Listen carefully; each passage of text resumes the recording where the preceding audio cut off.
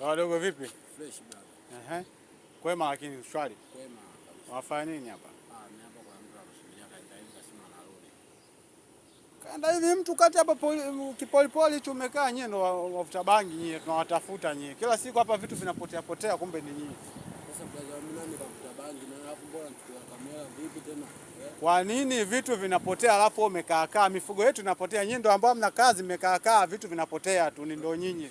Na nyinyi ndo tunadili na nyinyi. Serikali ya mtaa imesema ukiona kijana eleweki tunadili na nyinyi. Kwa hiyo wewe hapa tunaondoka. Sasa twende wapi? Wakati brother nimekwambia kuna mtu kaenda hivi kaniambia nimsubiri hapa.